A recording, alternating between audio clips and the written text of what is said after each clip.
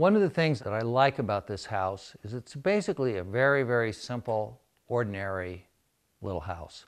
But we did some things with the kitchen, but also with the trim elements to make it feel like a more gracious, luxurious house.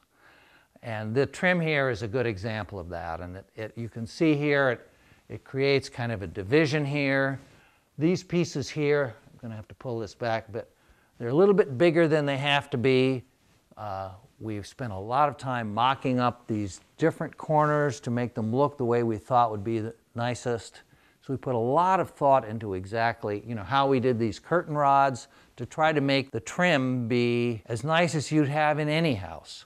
So we put a lot of thought into how we do it. And up here we've got, this little kind of wainscoting. It kind of calls attention to the light up above and creates kind of an area of intimacy below it where the wall is darker. It's a theme. It ties the whole place together. Over here, you can see these trim elements kind of morph into different versions of themselves. The porches, in a way, are a very important part of the design because they really extend the house outward. The porch is cheap space, but it makes the house feel bigger.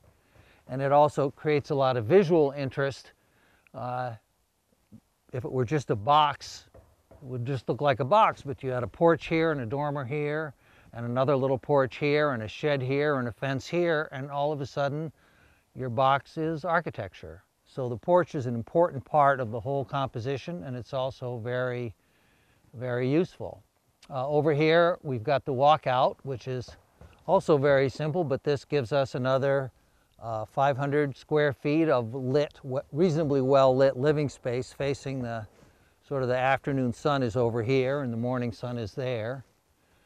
And just in terms of detailing, one of our big savings, what we wanted to show you, was this siding, which is local pine boards that we took to a local sawmill, and they took 1x8s and ripped them diagonally with a bandsaw. Kind of siding that's very inexpensive and local, but much cheaper than many of the options that we looked at, such as modern clapboards, quarter-sawn clapboards, or shingles. This is something that went up very fast, was affordable, and looked pretty good, and looks Vermont-y in some way.